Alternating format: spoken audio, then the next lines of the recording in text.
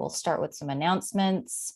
Again, welcome to the 2021 UNC Water and Health Conference, and thank you for joining this afternoon's verbal session.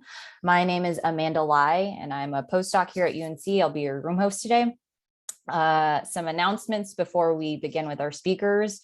Here's a reminder about our daily networking sessions. I believe today's is the last one, and that'll be at 3:30 Eastern via Remo. There's a trivia night tonight, again on Remo, centered around this week's conference learnings. And the winning team will receive a discounted registration for the next in-person conference. So that's fun. Who doesn't love a discount? Again, join via Remo, and the instructions are on the session page.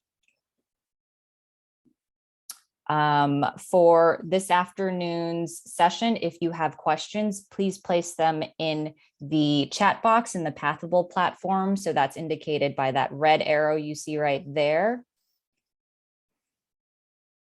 And we would like to take some time to thank our sponsors, Clean Water Here, RTI, NSF. Thanks again for sponsoring today's session.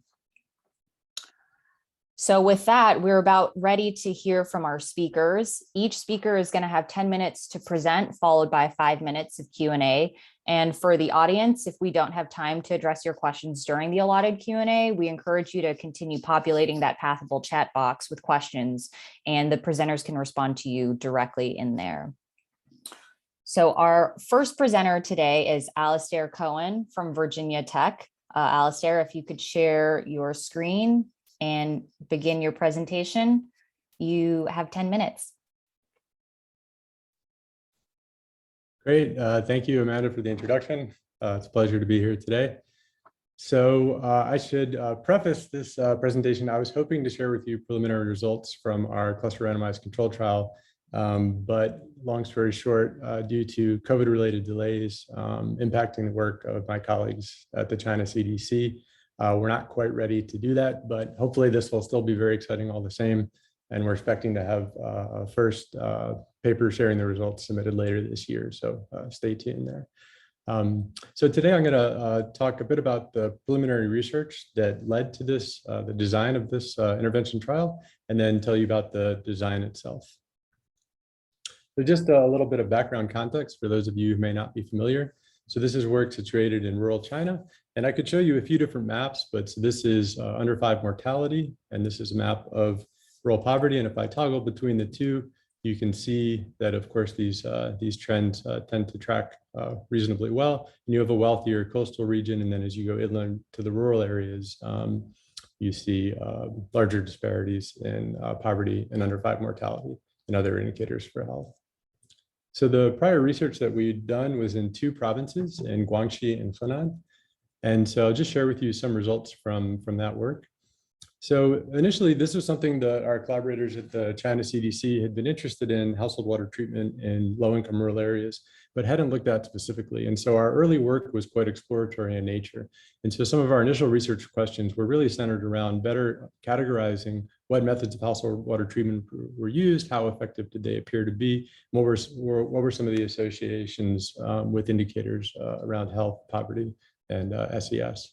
So in our initial work, we found, so we knew going into this that boiling was one of the primary methods used. And so we designed our study so we could disaggregate results. And so we looked at boiling with electric kettles and pots, and we saw indications based on our indicators of water quality, so thermotolerant coliforms, that those households using electric kettles appeared to have the safest water compared to untreated water. Also, we were surprised to see relatively high rates of bottled water. And I'll mention here, just this is not single-use bottles. These are large 19-liter bottles. And even in low-income rural households, almost every household we saw that was using bottled water, it was on a dispenser, kind of like a water cooler unit with a built-in heating element. And so even those households using bottled water, the majority of them also were heating or boiling their water prior to consumption. So in another paper and analysis, we wanted to better understand what types of households are more or less likely to be using which of these methods.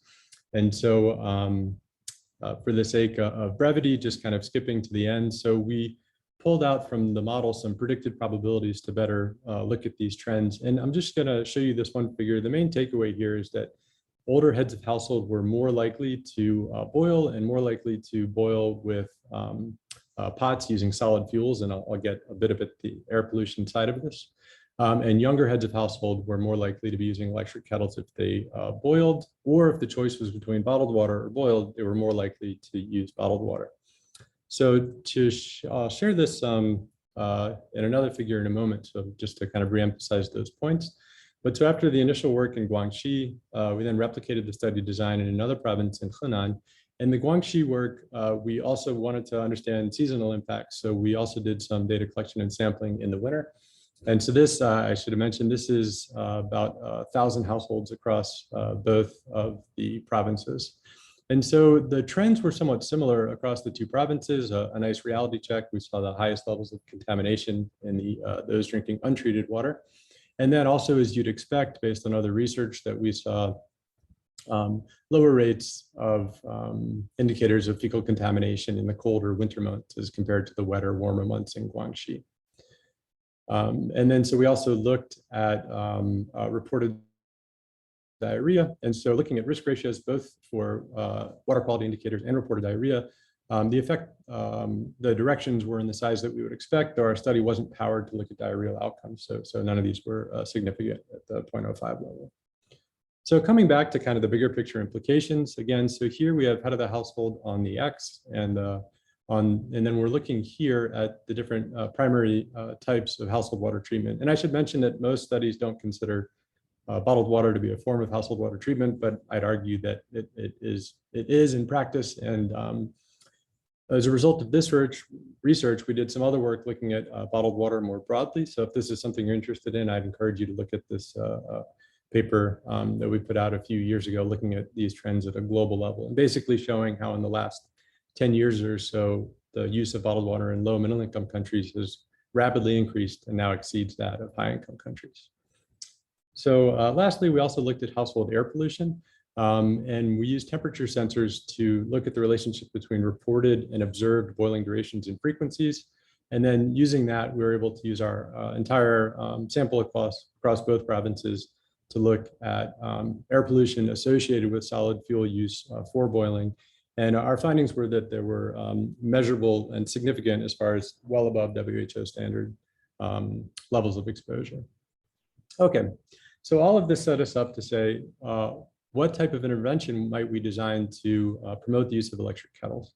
So this is a behavior change intervention focused on the positives of using safe kettles. These are some of the promotional materials that we developed for the intervention. And just to give you a sense, this is done in another province, Anhui province, also in low-income rural areas. And so the design is a parallel arm cohort cluster randomized control trial. And so this was stratified randomization, so 30 villages, a total of 900 households with a constant of 30 households per, and half to treatment and half to control. So the primary outcome that we powered for was electric kettle use. And we had 3 different ways that we were measuring that, using electricity use meters, direct observation, and self-report. And we had a number of secondary outcomes: drinking water quality, diarrhea prevalence, PM 2.5 concentrations. Compared to the previous research where we estimated exposures, in this study, we partnered with Peking University to actually measure concentrations, and then a number of other tertiary and other outcomes, including negative control outcomes. So the design, just to walk you through this briefly. So the sampling universe started with government classified poverty villages, and then a random selection of 30.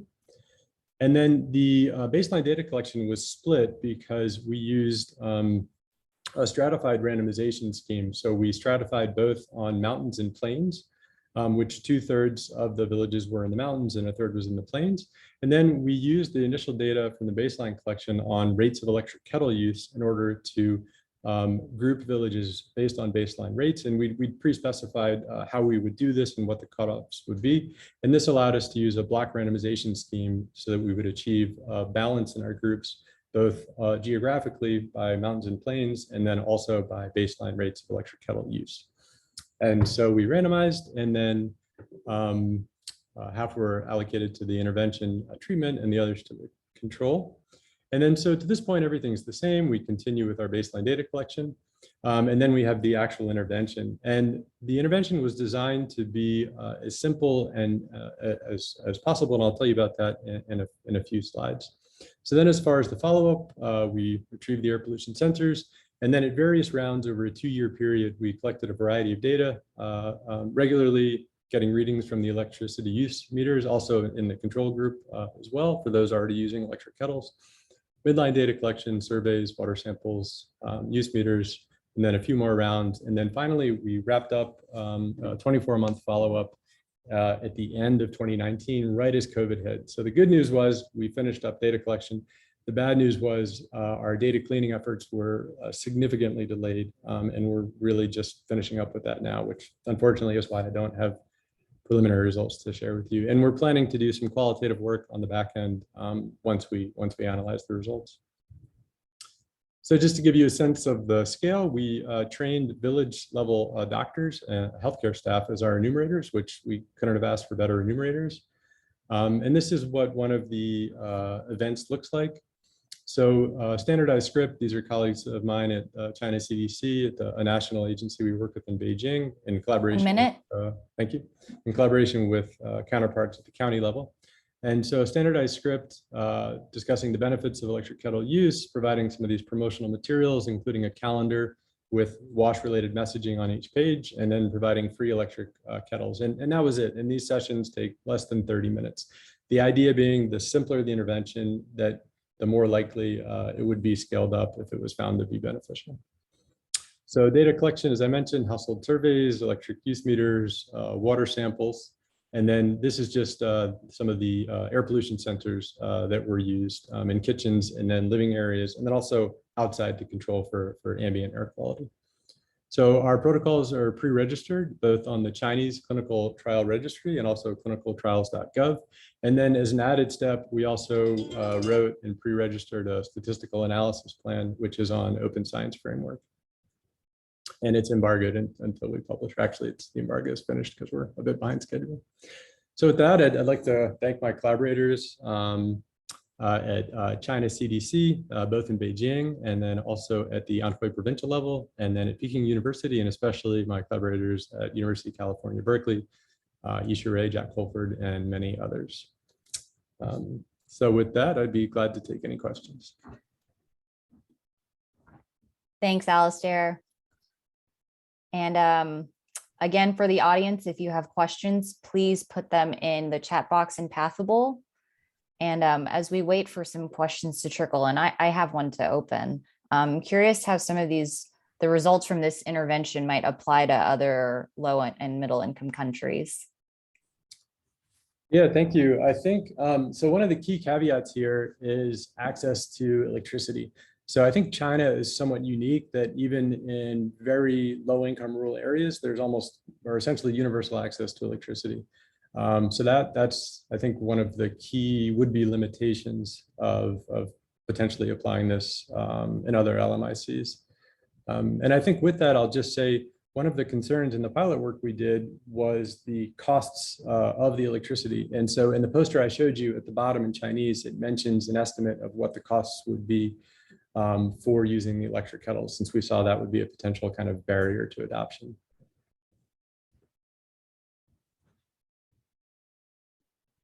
Thanks, Alistair. And I have one more clarifying question, since it looks like we have no audience questions yet.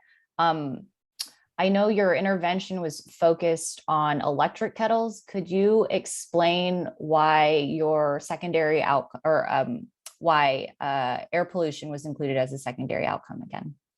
Sure. Yeah. In the previous work, so two a repeated measures cross-sectional study in Guangxi and then another study in Henan, we saw that of those households boiling with pots, most used solid fuels. So wood, coal, agricultural refuse. And that's part of the work so we have a paper out end of last year in Environmental Health Perspectives, which has all of the air pollution modeling side. And so that was a key focus for us. So the big picture, maybe I should have clarified further, the would-be benefits we see for those not treating their water. Of course, this is boiling is incredibly effective at inactivating pathogens across classes. And you don't technically have to bring water to a boil, but you achieve full inactivation if you do. And then as an added benefit, we saw that for those households already boiling, if they were to transition to electric kettles, then you'd have the added benefits of reducing exposure to air pollution. That said, of course, you'd still expect to see exposures to air pollution from cooking and heating. So the point of that initial work was just to show that the would-be reductions from a switch away from boiling with solid fuels would be measurable. So whether or not that would be associated with significant health impacts is kind of an open question. Thanks. And Jonathan has a question related to what you just spoke about. Do you have any understanding on why the households don't use electric kettles now? Is it related to taste or local preference? Yeah, that's a good question. A lot of it, so part of it is just, and we saw this especially with some of the households using agricultural refuse or coal, if you or wood and twigs. If you have fuels that can be harvested at little to no cost, then from many households' perspective, it's rational to use those fuels compared to using something that requires electricity. Conversely, though, one of the would-be benefits we saw was the convenience of the electric kettle, and that it doesn't need to be tended. You don't have to worry about getting a fire started, and there's the automatic shut off. So that was seen as one of the kind of benefits to that. And then again, I'd say we were surprised to see the relatively high rates of bottled water use. And so again, that spurred a whole kind of sideline of research looking at bottled water use, bottled water contamination in China and elsewhere. Thanks. I think that clarifies on a lot of, you clarified a lot of different points, that answer. We have time for one more question. And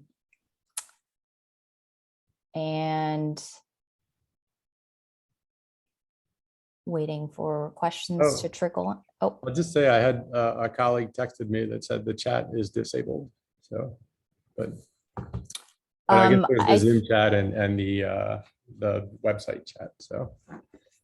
Oh, that's good to know. The Pathable chat is down. Well, I don't know. I'm just sharing I'm not sure which chat it is. Yeah. Okay. We will check on the back end. Thank you. It looks like the Pathable chat is live, and we do have one final question. And do you have any plans to do personal exposure measurements to PM 2.5 in the future?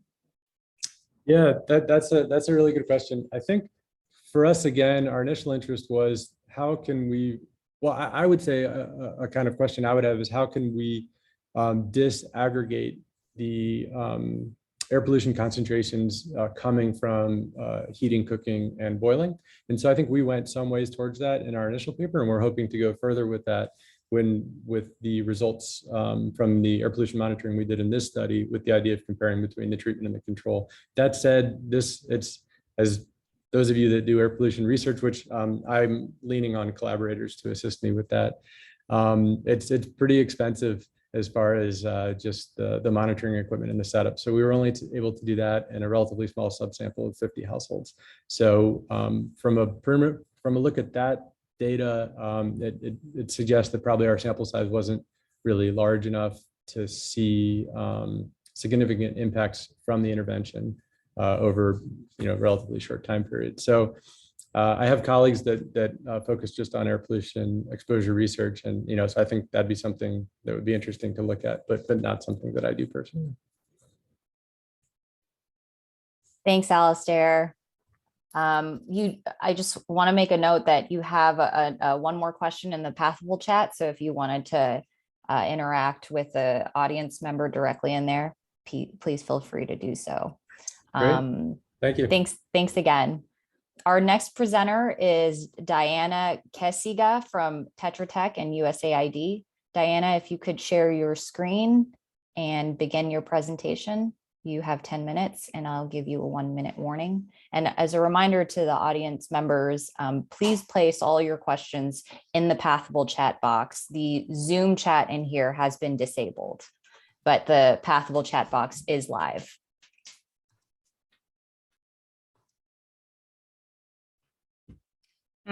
Thank you.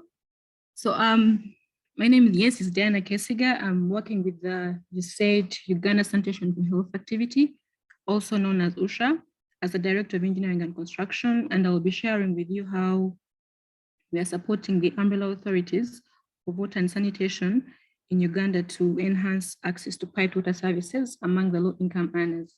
Now, to start off, the Sustainable Development Goals envision a world where everyone has access to a safely managed water service by 2030.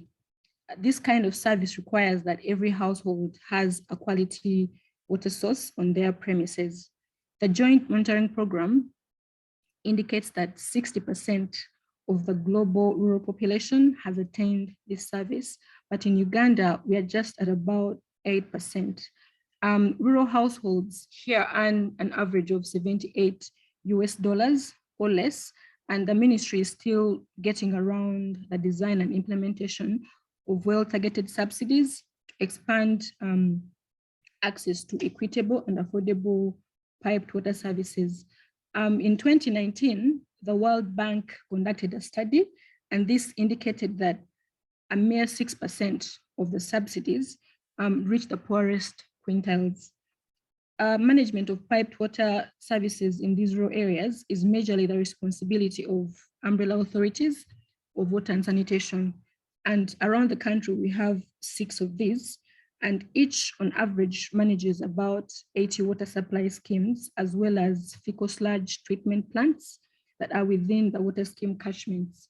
Now, umbrellas were formed in 2002 to provide operation and maintenance backup support services for small piped water schemes that were then being managed by private operators. But in 2017, they were gazetted by the Ministry of Water and Environment to become independent public utilities, a move that shows the commitment the Ministry of Water has towards operation and maintenance of these small schemes, and of course, ultimately sustainability of these schemes. Currently, the umbrellas do not have a proper strategy other than construction of public standposts, a service that is really more limited and more expensive than water from a private connection.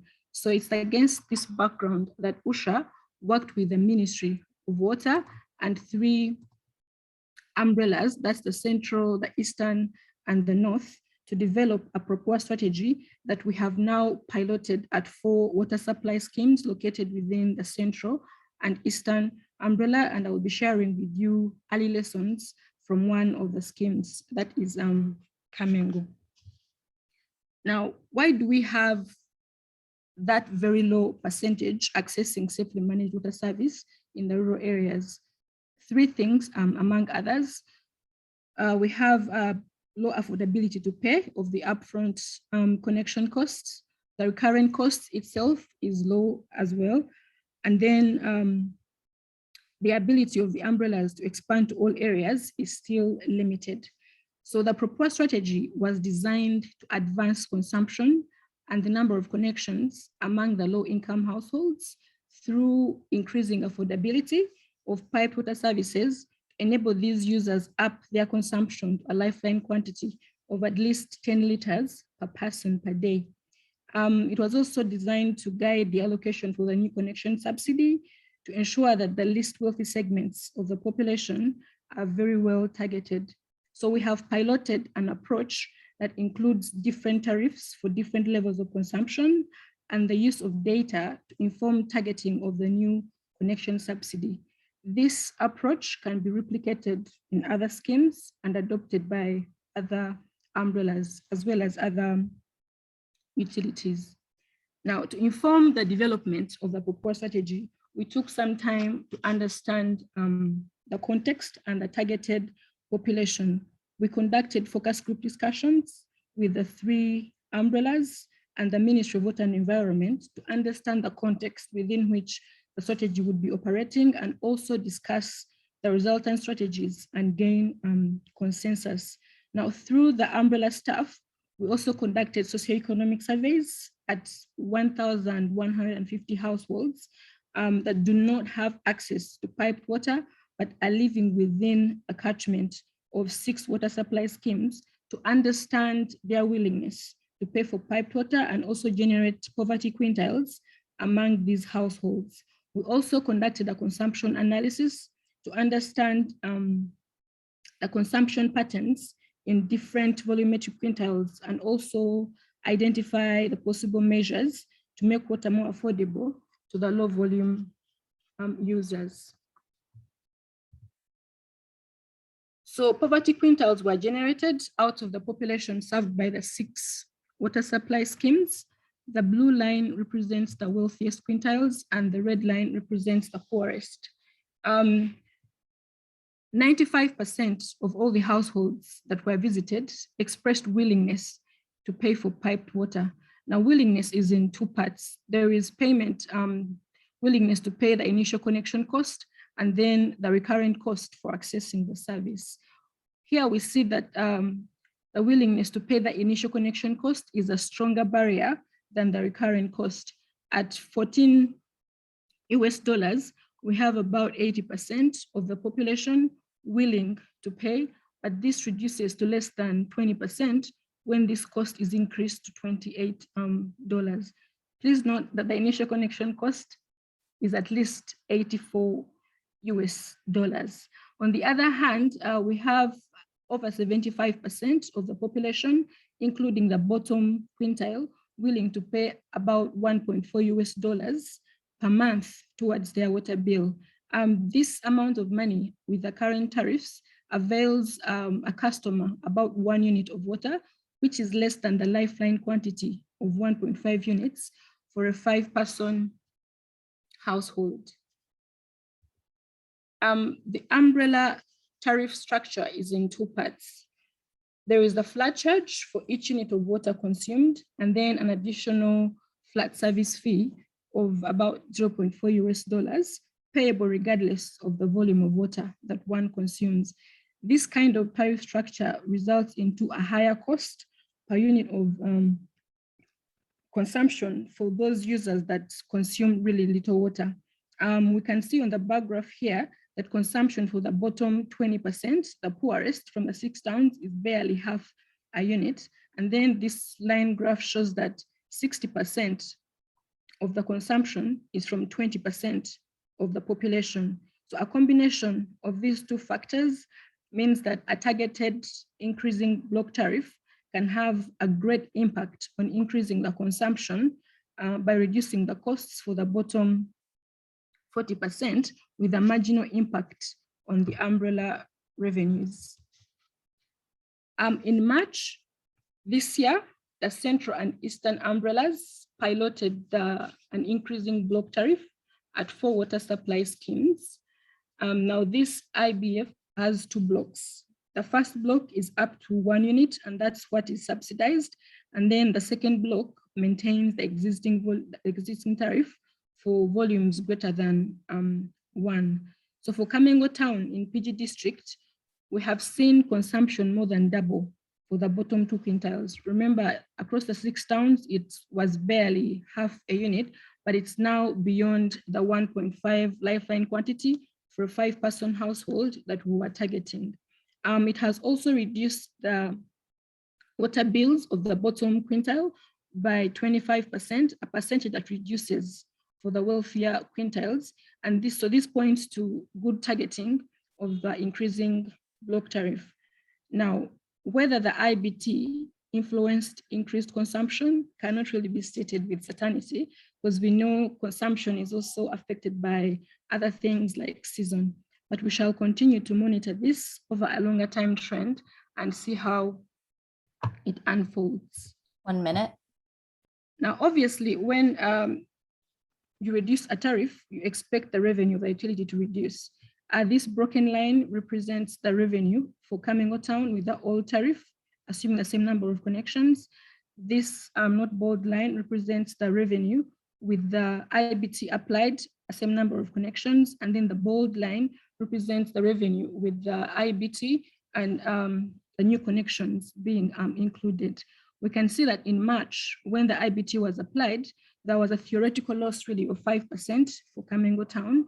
Between March and May, the scheme received 45 new connections, And practically, we can see that the revenue from the 45 new connections offset a theoretical loss by May. Again, whether this new tariff was a factor that influenced the creation of new connections cannot be stated with certainty, but this illustrates how quickly the theoretical losses can be compensated by increasing the number of connections. To conclude, we've seen that the Ministry of Water and Environment with the umbrella authorities are really interested in expanding access to pipe water to marginalized households. Currently, we are holding quarterly meetings to review early lessons from the 4 schemes and to inform further developments. Since the introduction of the IBT in March, we have seen consumption among the bottom 2 quintiles really improve. Now, also because pipe water schemes are associated with economies of scale, the revenue losses have been offset by an increase in the number of connections. Then we've also seen that willingness to pay for water does not vary much across the 5 quintiles because everyone wants a convenient and reliable source of water regardless of their socioeconomic class. Now, while we have come around to increasing affordability of pipe water services, we also continue to fine-tune and pilot other aspects of the strategy, including marketing of the water connections. Where we have conducted community meetings, we've seen already that there is an influx of applicants. In Namagera, over 170 people have applied in barely 2 weeks. Then to ensure that the connection subsidy targets a sizable number of the intended beneficiaries, we shall be exploring the use of socioeconomic data to inform the distribution of this subsidy. We shall also continue to monitor the longer-term impact of the IBT on revenues and consumption, and also expand this IBT to an additional 4 towns. Thank you all for listening. Do you have any questions for me? Thanks, Diana. We have about 4 minutes for questions. Again, please populate them in the Pathable chat box. And as we wait for those questions to come in, Diana, I'll start with one. What is the current number of connections in a typical scheme managed by the umbrella authority? And is there a capacity to expand? Thank you very much for that question. So each umbrella currently manages about 80 water supply systems, and the connections at each of these schemes ranges between, they can be as few as 3 and as many as 1,900. The schemes that they had to take over, the ones that they were supporting earlier on, were really small. And as we're having to expand at these schemes, as we redesign, we are having to upgrade a number of kilometers of pipe in these networks. We've seen that for some, the upgrades can be as few as 33% of the existing pipe network. It can also be almost an entire system overhaul to allow for connection of new consumers. Some schemes also do not really have enough water for expansion to ensure reliability. So we also, in some cases, have to do augmentation of the water source. It's only the schemes that are new, about 3 to 2 years old, that really do not require plenty of improvement, but quite a number of them are small. And for them to be expanded, sizable upgrades and augmentation have to be done. Thanks, Diana. Our next question, and likely our final question, because we have about 1.5 minutes left, is from Ryan. He says, if I understood the IBT only had 2 levels, this can help increase consumption of low-income households, but may be ineffective at dissuading overconsumption. Also, how much of the highest quintile increased consumption is actual consumption by the household versus sale of water to others?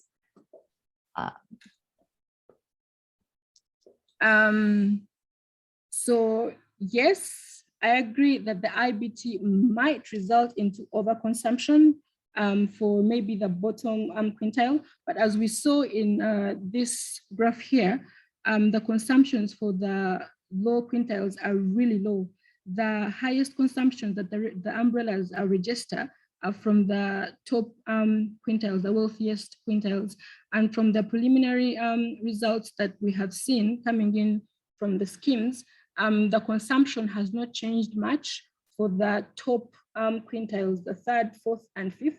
They are still within what they were even before the introduction of the IBT. And the revenue reductions for these quintiles, the wealthy quintiles, do not exceed 4%. So there is not much of an incentive for the top quintiles to consume as much. But the consumption that we are seeing in the bottom quintile is as desired. So it's not over to like stress the scheme, but enough to support 5-person households in the rural areas. Thank you, Diana. Audience, if you have more questions for Diana, please continue to put them in the Pathable chat box. Thanks again, Diana, for your presentation and for answering some of those questions. Finally, we'll be hearing from our final presenter, Casey Lane from the University of Massachusetts at Amherst. If you could share your screen and begin, you have 10 minutes.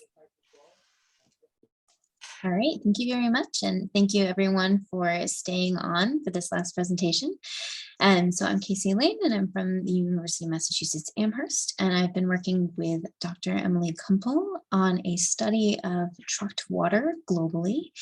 So we're doing a systematic literature review and then looking at some data from the JMP to try and get a sense of what some of the trends are and what some of the themes are surrounding trucked drinking water globally.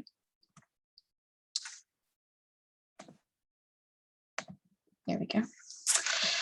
So just to give you kind of some context, prior to the Sustainable Development Goals being starting in 2015, delivered water was considered an unimproved source, but it is now considered an improved source. So delivered water can include carts with a small tanker drum, or they can be tanker truck provided, which is primarily where we're looking for this study.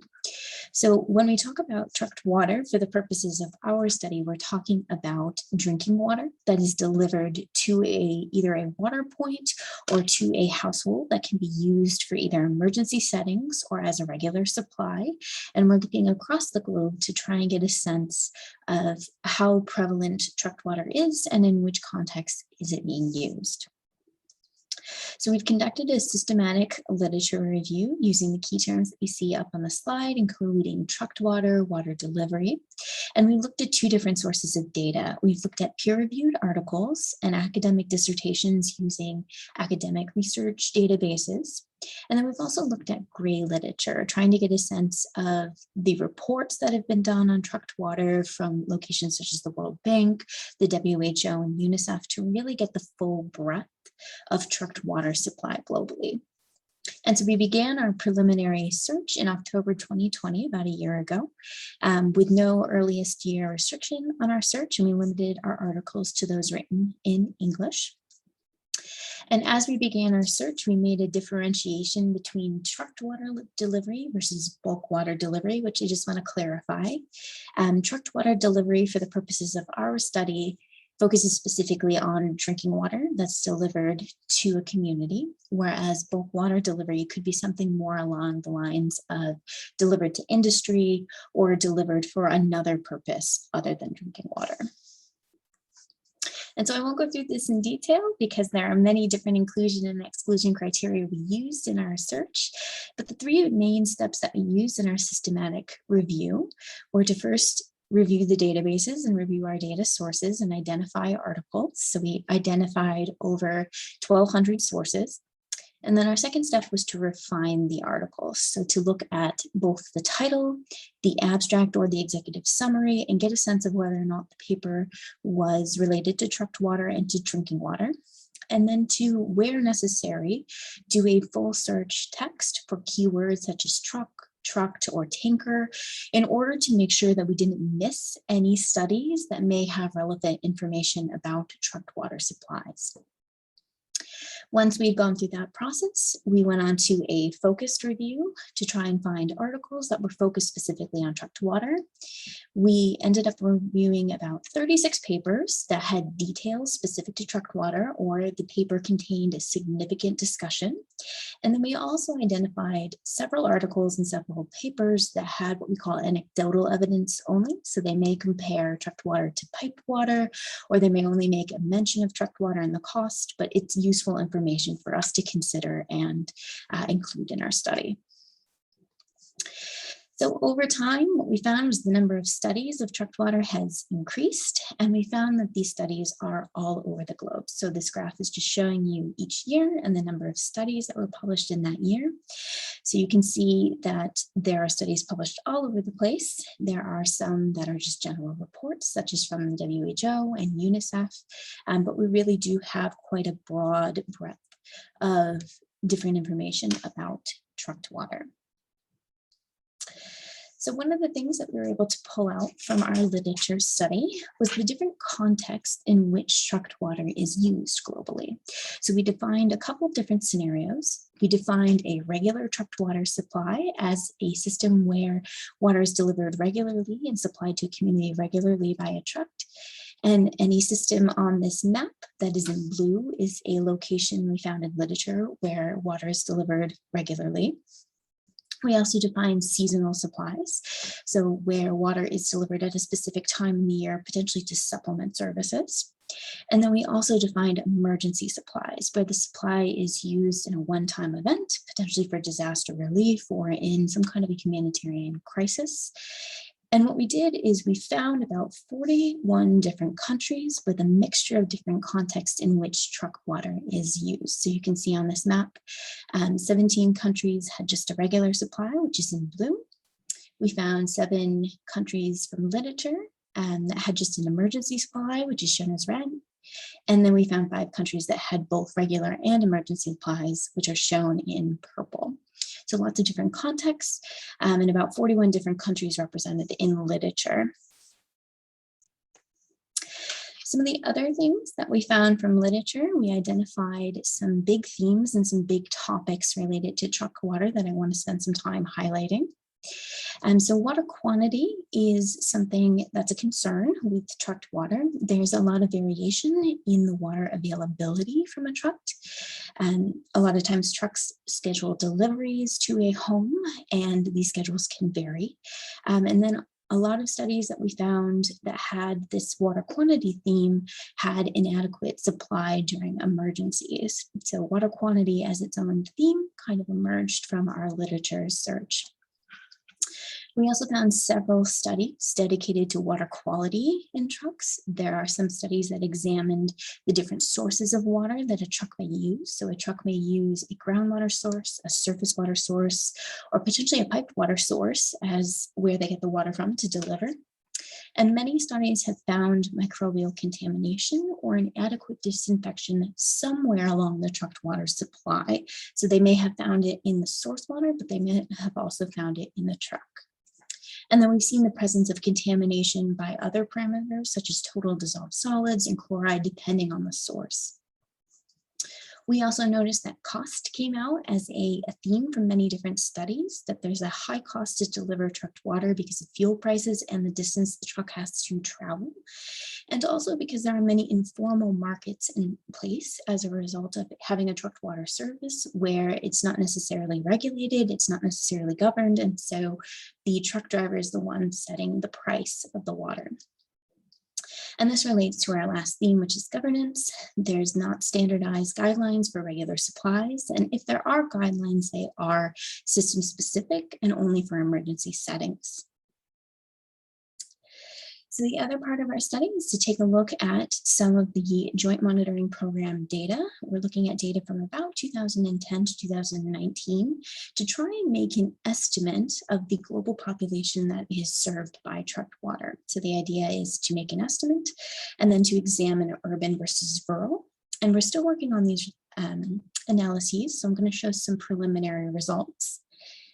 one of the interesting things that comes out of looking at JMP data is that there are 132 different countries which have at least 1 year worth of data in the JMP's data set. And any country in dark blue on this map is a country where there is at least one data point.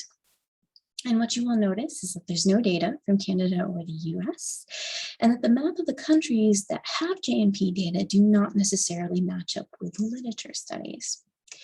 So if we put those two maps side by side, anything in blue is a country where you either have literature or where you either have data. And so you can see that there are locations where we found literature, but no JMP data. And then there are locations that have JMP data, but do not have any literature. So a good example of a location with literature would be Canada, where in the Arctic, there are many trucked water supplies, but there is no JMP data. 1 minute. Thank you. And so for us, this is one of our future research needs that we've identified, is that there's this gap between what countries have been evaluated in literature versus what the JMP data tells us about trucked water. And so this doesn't mean we need a case study in every country, but it does mean that we need to make sure that the studies that we're including in our systematic review are actually representative of trucked water supply globally. In addition, we would recommend some additional water quality analysis for trucked water supplies. Many times the analysis is only done at one point within the supply system and not across the supply system, so we don't know where contamination is. And then this plays into studies of risk management or assessment to try and make sure that if we are using a regular truck supply system, that we are managing sources of contamination.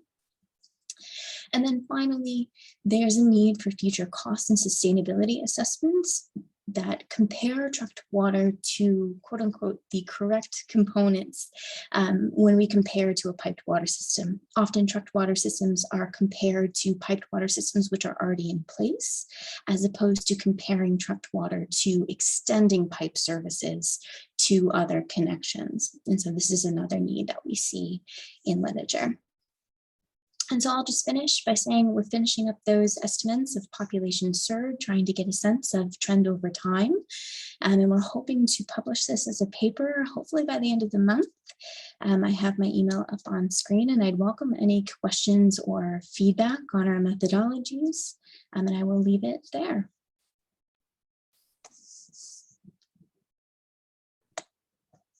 Thanks, Casey. Again, audience, please put all questions in the Pathable chat box.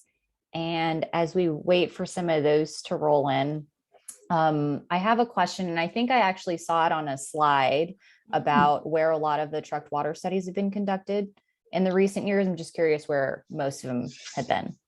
Absolutely. So I know of a lot of them that were conducted in Canada, because I worked with some of the studies that did this. In Canada, there are trucked water supplies as a regular supply up in the Arctic. And so there's been several studies done with water quality in the Arctic. There's been quite a few in sub-Saharan Africa as well, where we know that things are being delivered to water points. And there's been quite a few studies that have looked at trucked water supplies for urban areas in Nepal and India. That's probably where the lion's share of the studies are. Thanks, Casey. Mm-hmm. And another question as we wait for questions in the chat to roll in. You mentioned emergency supply a couple times. What are some of the biggest challenges associated with truck water in an emergency supply setting? Absolutely. So in an emergency supply, we've seen lots of different case studies, and an emergency supply covers many different things. A lot of times it tends to be water availability on a regular schedule. So we may have a water delivery on Monday, for example, but then we don't know when the next delivery is going to come or where it's going to come from. So in an emergency setting, it's hard to identify where the truck is going to go to get safe water, and then when it is going to reach the location that needs that water in a timely manner. So I think across all the different emergency settings, that's probably the common theme, is where the water is coming from. How do we make sure that that's safe? And then how often can we get that to people? And is that enough water for people to be able to subsist on. Thanks for clarifying that. Mhm. We have about 2 minutes left for Q&A. Audience, please feel free to ask questions to Casey or to any of the other speakers. And if we don't have any more questions, I know sometimes it takes a while for this to sink in. We could end a couple minutes early, but we'll wait another minute.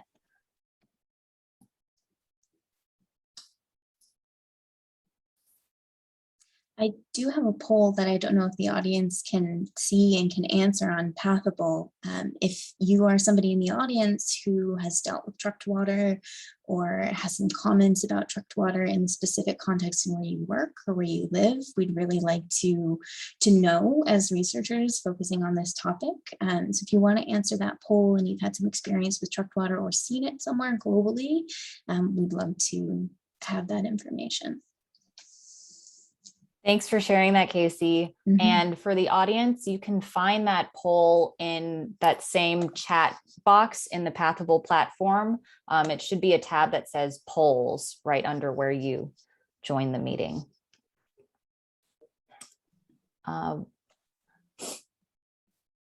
So it looks like we have no questions, but we're all gonna stay tuned for the papers to come out. Audience, please continue to put your questions in the chat box and participate in the poll that Casey has set up.